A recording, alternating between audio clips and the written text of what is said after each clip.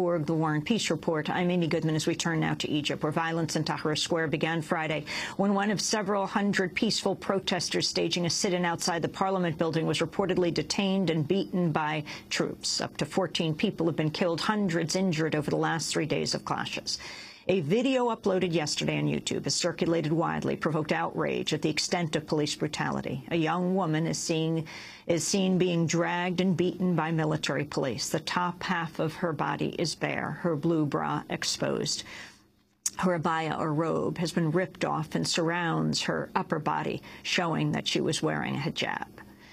The violence has overshadowed the first parliamentary election since President Hosni Mubarak was ousted in February. According to Egypt's Higher Elections Committee, turnout was high for the second round. Egypt's two leading Islamist parties said yesterday they secured about 3/4 of votes, extending their lead in the three-stage vote. Based on results of most districts, a source from the Muslim Brotherhood's Freedom and Justice Party said it was on track to win about 40% of the vote. Speaking at a news conference yesterday, the head of Egypt's High Elections Committee expressed regret at the incidents over the weekend. We announced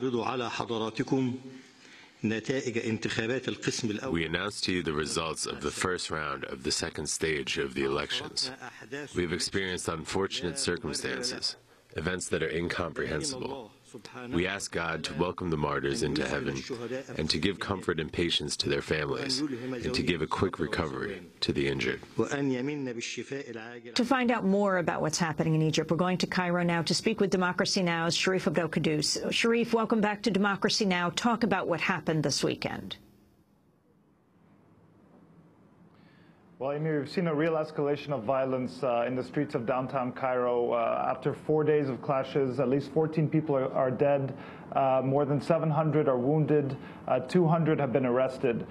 This all started really on Thursday night, early Friday morning, when a sit-in that had been held in front of the offices of the cabinet of the government of Kemal al-Ganzouri and the parliament. That sit-in began nearly a month ago in protest of the appointment of Kemal al-Ganzouri, who served as prime minister under Mubarak and was appointed after Issam Sharaf, the former prime minister, resigned in the wake of previous clashes last month, also in downtown Cairo, that led to the killing of up to 45 people.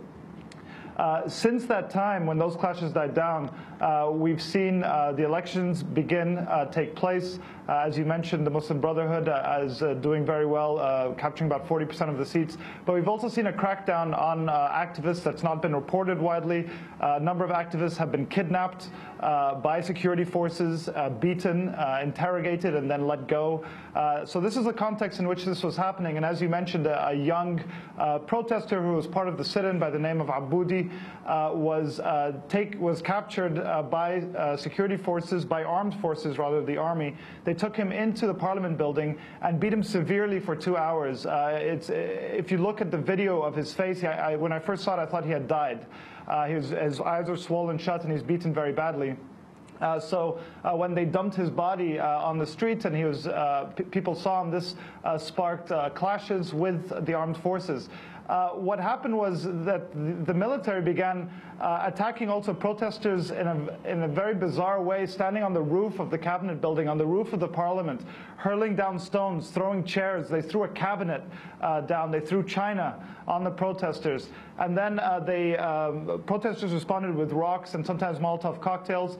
The army stormed the streets, very brutally beating people with wooden sticks. Those who did not get away or fell down were beaten on the floor and then taken into the parliament building and abused some more. I saw people getting carried out, and this includes elderly women, women young and old being carried out, some of them beaten so badly they could hardly walk. So this was the context of what was happening.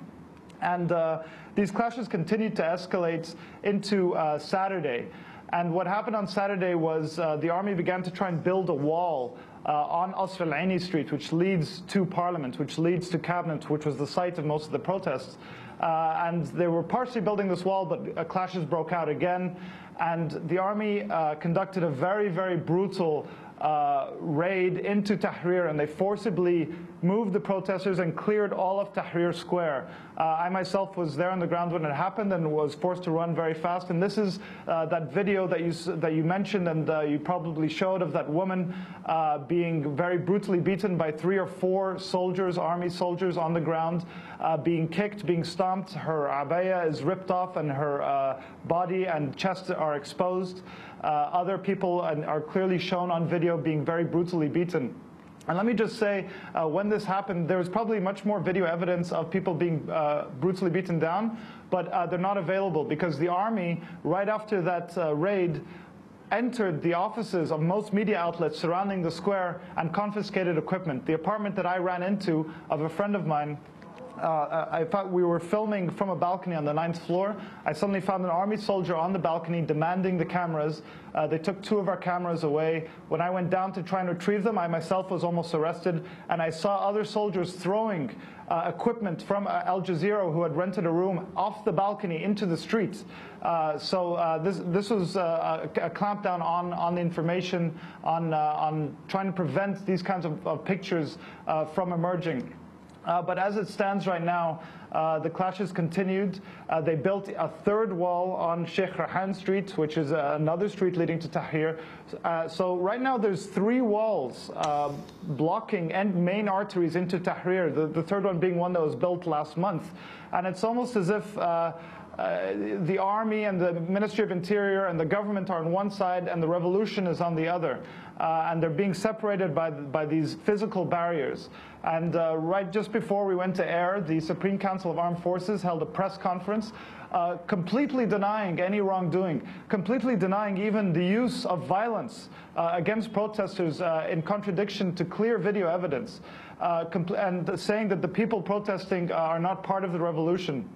And so, and they also showed video supposedly supporting their claims, even showing young children apparently confessing to being forced to engage in the protest. A really macabre scene that had just unfolded on TV. So that's the context of what's happening right now, and it's taking place as elections for the parliament are supposedly underway.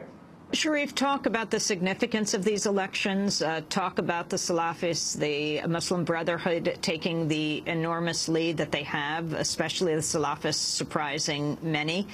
And who are the people who are protesting in Tahrir? Well, the people are protesting. Many of them are the people who started this revolution on January 25th. Many of them are the people that protested for years leading up to it. Many of them are angry youth that the revolution has been stolen from them. I mean, if we look at what happened since January 25th, when this revolution began, really none of the revolutionary demands have been completed. The security forces have not been reformed. No police officer has been put on trial, or any soldier put on trial for killing of protesters. And that these revolutionary demands for bread, freedom, and social justice, people feel have all but been abandoned. And so that's what many of the people are calling for. And let me just say that of these 200 people, nearly 200 people who are in detention right now, they're being accused of crimes of inciting violence and burning buildings. Many of them have broken arms, are very badly beaten. They're being refused medical attention, and one of them actually just died after being refused medical attention. And so this is happening while the army is claiming that no violence is being conducted. And one of the people who was killed, actually, let me add also, most of these people who have died, of the 14 who have died, most of them have been killed by live ammunition. And one of them was a sheikh from Al-Azhar, which is the most important religious institution in Egypt. He was the chief of staff to the Grand Mufti, and he was killed. And on Saturday, there was a very massive burial service for him, and a massive march that came to Tahrir as well. So this is a serious development in and of itself. But with regards to the elections, as you mentioned, this... Go ahead. Go ahead.